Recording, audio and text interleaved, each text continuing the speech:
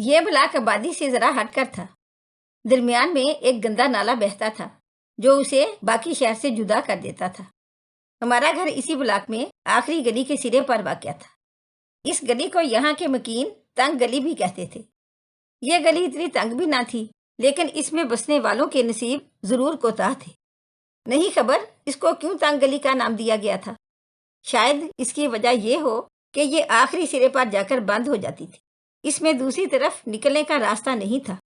ارد گرد کے تمام گھروں میں مرد کم اور عورتیں زیادہ رہتی تھیں، اور یہ گھر عورتوں ہی کے ناموں سے جانے پہچانے جاتے تھے۔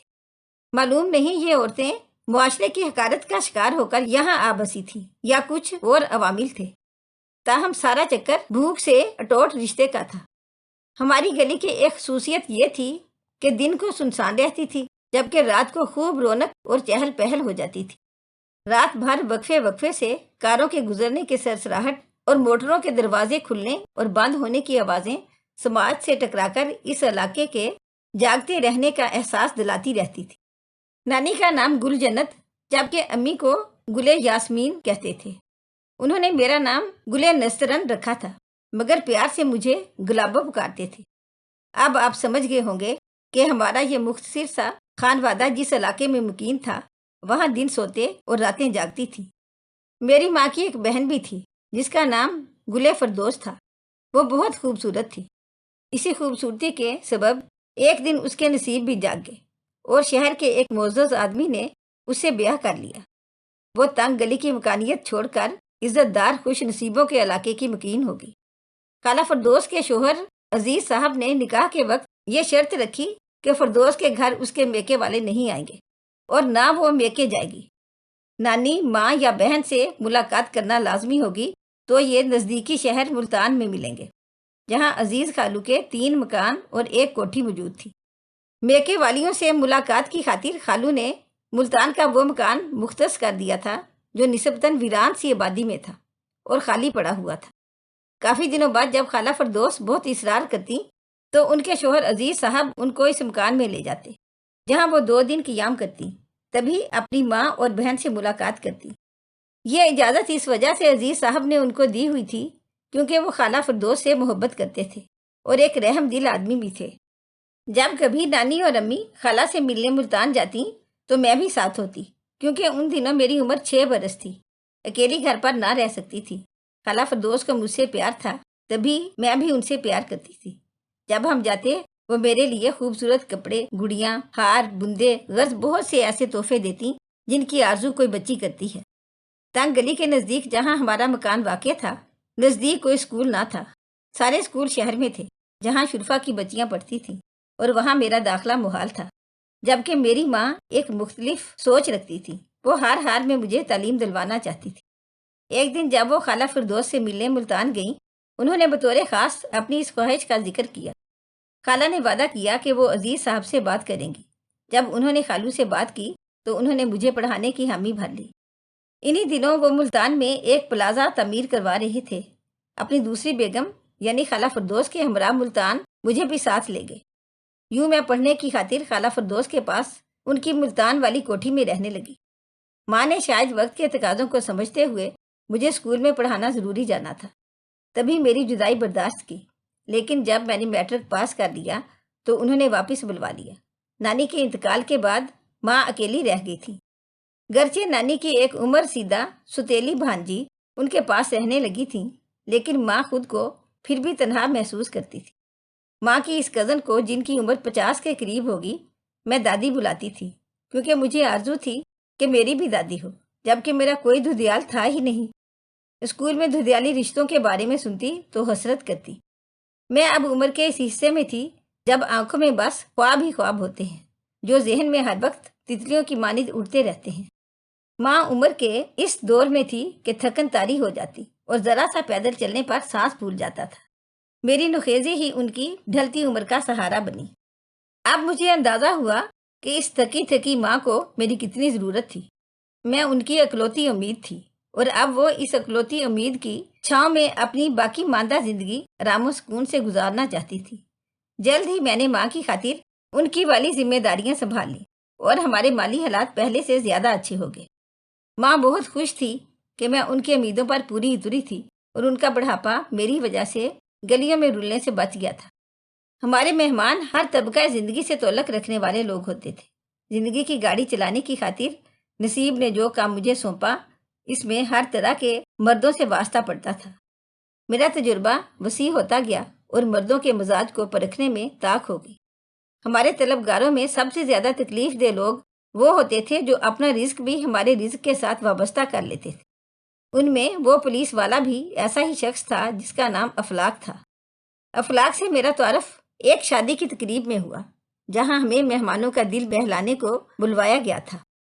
یہ محفل موسیقی شادی کی تقریب میں رونق بڑھانے کی خاطر تھی۔ میں نے وہاں کچھ غزلیں گا کر اہل محفل کے دل گرما دیے۔ یوں تو بہت سے شائقین کی نگاہیں مجھ پر ٹکی تھیں، مگر جس انداز سے افلاک کی نگاہیں میرے سراپا پر گڑ گئی تھیں، ان کی تپش جلا کر راکھ کر ڈالنے والی تھی۔ جب میں نے اس کی جانب دیکھا تو مجھے جھرجھری آ گئی تھی۔ دوسرے دن شام کے وقت مہر صاحب کے پاس جانے کو محو سنگھار تھی کہ ان سے آج کا وعدہ تھا۔ وہ ہمارے ایسے قدردانوں میں سے تھے کہ جن کے ہمارے گھرانے پر بڑی مہربانیاں تھیں۔ ان کی گاڑی باہر کھڑی تھی اور ان کا ڈرائیور لینے آیا ہوا تھا کہ دروازے پر دستک ہوئی۔ افلاک صاحب کا پیغام لانے والا آیا تھا۔ بتایا کہ انہوں نے یاد فرمایا ہے۔ افلاک صاحب سے جان پہچان کا مرحلہ ابھی نہیں آیا تھا۔ ان کی خاطر اپنے درینہ کرم فرما کو ناراض کرنا محال تھا۔ بس میں نے عذر کیا کہ فی الحال معذرت خواہ ہوں، کیونکہ مہر صاحب میرا انتظار کر رہے ہیں۔ البتہ کل اگر انسپیکٹر صاحب تشریف لے آئیں گے تو ذہن نصیب۔ دوسرے روز ابھی شام بھی نہ ہوئی تھی کہ کسی نے دروازے کو لاٹھی سے بجایا۔ دستک کے انداز سے دل میں خوف کی لہر سی دوڑ گئی۔ کل کا بلاوا یاد آ گیا۔ یقیناً ایسی لاٹھی کسی پولیس والے کی ہی ہو سکتی تھی۔ یقیناً یہ میرے کل کے انکار کا جواب تھا۔ میرا اندازہ صحیح تھا۔ باہر پولیس کی گاڑی آئی تھی۔ ہم کو فحاشی کے الزام میں لے گئے۔ وہ رات ہماری حوالات میں کٹی۔ اگلے روز اس وعدے پر گلو خلاصی ہوئی کہ اب جب بھی افلاک صاحب یاد کریں گے حکم بجا لانا ہوگا۔ نیز افلاک صاحب ہماری حفاظت کا ذمہ لیں گے، مگر ہم کو ان کے محافظوں کا خرچہ دینا ہوگا۔ یہ شرائط قبول کیے بنا چارہ نہ تھا، زندہ تو رہنا تھا، اور دریا میں رہ کر مگرمچھ سے بیر پالنا حماقت ہوتی۔ عرصہ تک حالات ایسے ہی چلتے رہے۔ جب بھی افلاک صاحب یاد فرماتے میں حاضر ہو جاتی۔ ستم یہ کہ اپنی آمدنی میں سے ایک طے شدہ حصہ بھی ہر ماہ اپنی حفاظت کے بدلے ان کو ادا کرنا پڑتا تھا۔ شہروں کی آبادی جب پھلتی پھولتی ہے تو وہ قبرستانوں کے ساتھ ساتھ ہم جیسے کوتاہ نصیبوں کی تنگ گلیوں کو بھی اپنے اندر سمو لیتی ہے۔ لیکن اس طرح کا سمویا جانا ہمارے لیے بقا کی علامت نہیں ہوتا۔ جو ہی ہمارے بلاک سے ارد گرد اور کچھ آگے کی زمینیں بکنے لگیں، ان پر نئی نئی ہاؤسنگ سوسائٹیاں بھی بننے لگیں، تب ہمارا جینا دوبھر کر دیا گیا۔ گندے نالے کو مٹی سے پاٹ کر ختم کر دیا گیا، اور ہمارے محلے کے بارے میں لوگوں نے احتجاجی جلسے جلوس نکالے کہ ان کو کسی علیحدہ نئی آبادی میں بسایا جائے، کیونکہ ان کی سرگرمیوں سے ہمارا ماحول خراب ہو رہا ہے۔ یوں ہم پرانے مکینوں سے گھر خالی کرا کر ہم کو شہر سے کچھ اور دور ایک نئی جگہ آباد کاری کو فراہم کر دی گئی۔ جن کے پاس سرمایہ تھا انہوں نے نئے گھر بنوا لیے، ورنہ جہاں جس کے سینگ سمائے وہ ادھر کو چلی گئیں۔ مجھ پر اب ان دنوں ایک ساتھ دو افتادیں پڑ گئی۔ ایک تو علاقہ چھوڑنا پڑا تھا، اوپر سے اماں فوت ہو گئی۔ تبھی میں نے اپنے ایک کرم فرما سے عرض کی کہ نئی بستی جانا نہیں چاہتی، کہیں شہر میں گھر لے دو تو احسان مند ہوں گی۔ مظہر صاحب مجھ سے بہت لگاوٹ رکھتے تھے۔ بولے، نادان، شہر والے تم لوگوں کو نکالنے کے در پہ ہوئے ہیں، شہر میں کیسے تمہارا رہنا وہ برداشت کریں گے؟ بہتر یہ ہے مجھ سے نکاح کر لو۔ وہ بال بچے دار آدمی تھے، میری خاطر اپنے لیے پریشانی کا سامان پیدا کرنے پر آمادہ تھے، تو میں نے بھی ان کی اس پیشکش کو نہیں ٹھکرایا اور نکاح پر راضی ہو گئی۔ انہوں نے بھی وہی شرط رکھی کہ تم کو برائی کی زندگی ترک کرنی پڑے گی۔ میں خود اس بکاؤ جیون سے تھک چکی تھی، اب تو روٹی کپڑے پر راضی تھی، لہذا نکاح کر لیا اور شہر میں ان کے سائے میں ایک چھوٹے سے کرائے کے مکان میں اپنی بوڑھی اماں کی کزن دادی کے ساتھ رہنے لگی۔ 2 ماہ سکون سے گزرے۔ ہفتہ میں ایک بار مظہر آتے اور ایک رات ٹھہر کر چلے جاتے۔ ان کو خوف تھا کہیں ان کی بیوی کو میرے بارے میں علم نہ ہو جائے، تبھی زیادہ آنا جانا نہیں رکھتے تھے، مگر خرچہ باقاعدگی سے دے جاتے تھے۔ ایک دن جب کہ میں دوپہر کا کھانا بنا رہی تھی، کسی نے دروازے کو پھر اسی طرح لاٹھی سے بجایا گیا کہ میرا دل دھڑک گیا۔ ہو نہ ہو یہ افلاک کا ہی پیام ہے۔ خدا جانے کیسے اسے میرے ٹھکانے کا علم ہو گیا تھا۔ دروازہ کھولا تو اسے کھڑا پایا۔ میں نے ہاتھ جوڑ کر کہا کہ اب میں کسی کی منکوہ ہوں اور شرافت کی زندگی اپنا چکی ہوں۔ خدارا تم بھی ادھر کی راہ بدل لو اور دوبارہ مت آنا۔ اس نے کہا تم جھوٹ بولتی ہو، لوگوں کو دھوکہ دینے کو شریفوں کے محلے میں آ چھپی ہو۔ بہرحال بڑے عذابوں سے بچنے کی خاطر میں نے اسے بھتا دینا مان لیا، اس شرط پر کہ وہ دوبارہ یہاں نہ آئے گا۔ میں کسی صورت اپنے محسن مظہر کے اعتماد کو ٹھیس نہیں پہنچانا چاہتی تھی۔ عمر بھر اسی طرح روکھی سوکھی کھا کر بھی اسی کے سائبان تلے شرافت کی زندگی گزارنا چاہتی تھی، مگر میری قسمت خراب تھی کہ اچانک کار کے حادثے میں اس کا انتقال ہو گیا اور میں بے سہارا ہو گئی۔ اب افلاک کے خوف نے پھر سے گھیر لیا۔ میں نے بھی قسم کھا لی کہ محنت مزدوری کروں گی مگر برائی کی دلدل میں نہ گروں گی۔ ایک روز میں نے وہ محلہ چھوڑ دیا اور ملتان آ گئی۔ خالہ فردوس کو فون کیا۔ انہوں نے کہا کہ چند دن تم کو آسرا دے سکتی ہوں، پھر تمہیں کچھ اپنے بارے میں سوچنا ہوگا، کیونکہ اب سوتن کے بچے جوان ہو چکے ہیں۔ وہ تمہارا میرے پاس رہنا گوارا نہ کریں گے، مجھے بھی نکال باہر کریں گے۔ خالہ فردوس نے اتنی مدد ضرور کی کہ مجھے ایک متوسط درجہ کے علاقے میں کرایہ کا چھوٹا سا مکان لے دیا۔ جس نئے محلے میں گھر ملا تھا وہاں ایک پرائیویٹ اسکول بھی تھا۔ اسکول مالکن بھی وہیں رہتی تھی۔ مجھے نئی پڑوسن جان کر اس نے پلاؤ کی سینی بھجوائی۔ اگلے روز میں شکریہ ادا کرنے گئی اور باتوں باتوں میں اسے بتایا کہ میں ایک بیوہ ہوں، شوہر مرحوم کی پہلی بیوی سے بچے جوان ہیں۔ انہوں نے مجھے قبول نہیں کیا، مجبوراً یہاں گھر لیا ہے۔ بوڑھی دادی کے ساتھ رہتی ہوں۔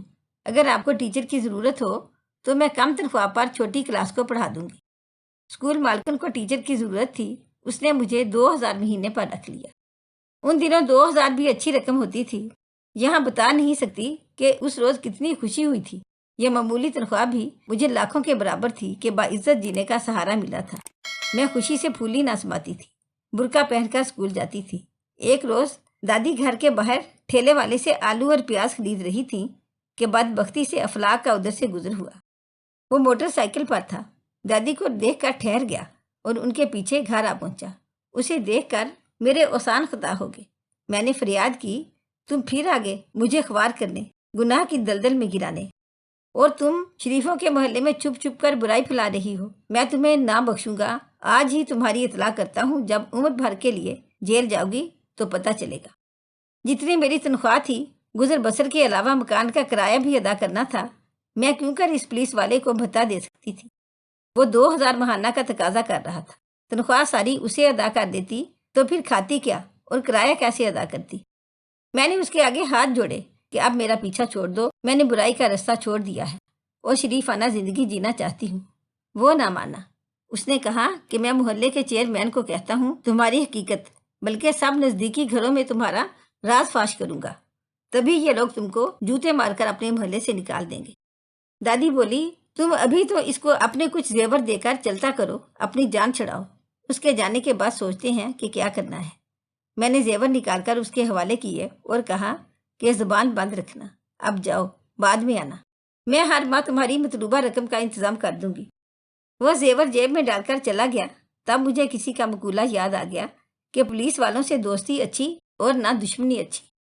اب میں بکاؤ مال نہ تھی، سو برائی ترک کر کے برائی کے لیے روپیہ کہاں سے لاتی جو افلاک کی نظر کرتی؟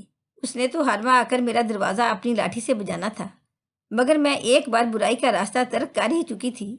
تبھی سوچا مجھے اب یہ جگہ بھی چھوڑ دینی چاہیے۔ اگلے دن میں نے اسباب سمیٹا اور دادی کو لے کر اس شہر کو خیر باد کہہ دیا۔ ملتان سے نزدیک ترین شہر خانے وال تھا، جہاں مجھے کوئی نہ جانتا تھا۔ یہاں میں ایک دن لاری اڈے پر سرائے میں رہی، جہاں مسافر عورتوں کے لیے انتظار گاہ بنی ہوئی تھی۔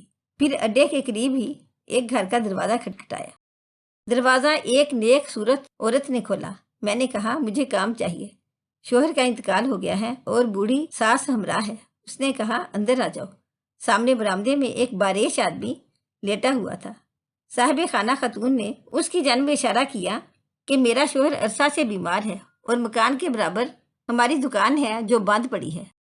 مجھے شوہر کی تیمارداری سے فرصت نہیں ہے اور ہم بے اولاد ہیں۔ ہمارا گزارا اسی دکان پر تھا۔ اگر تم اس کو سنبھال سکو تو بے شک میرے پاس رہ سکتی ہو۔ سامنے کے 2 کمرے خالی پڑے ہیں۔ یہ مکان میرے سسر نے بنوایا تھا، جو کافی وسیع ہے، لیکن اس میں رہنے والے کم ہیں۔ अंधे को क्या चाहिए, 2 आंखें। मैंने फौरन हामी भर ली। दुकान में बच्चों के खिलौने, चूड़ियां और मनियारी का सामान पड़ा था। उस नेक बीबी ने, जिसका नाम आमना था, कहा कि अगर कुछ सब्जी वगैरह भी रख लें तो मोहल्ले की औरतें हाथों हाथ ले जाएंगी। मर्द तो सुबह मेहनत मजदूरी या काम काज के लिए घरों से निकल जाते हैं। सब्जी तरकारी खरीद कर लाना घरेलू बीबियों के लिए बड़े जोखिम का काम होता है। ये मशवरा भी भला था। घरेलू सामान के साथ कुछ सब्जी और फ्रूट भी दुकान पर एक तरफ रख दिए। बूढ़ी दादी ने दुकान संभाल ली और मैं पर्दे की ओर से हिसाब किताब में उनकी मदद कर देती थी।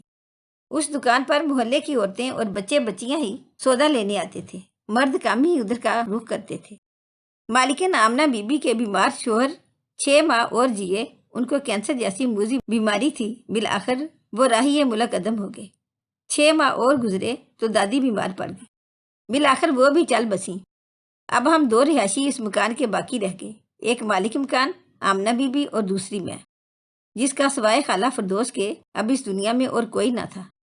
सुतेले बच्चों की वजह से खाला फरदोस भी अब दब के रहती थी। खामद का बुढ़ापा था और उनको कुछ अरसा कबल ही पता चला था कि उनके बाप ने दूसरी शादी कर रखी थी। खाला मुझको सहारा ना दे सकती थी। खाला आमना ने जान लिया था मेरा कोई नहीं है, तसल्ली दी और बेटी बना लिया। अब हम दोनों एक दूसरे के सहारे जीने लगी।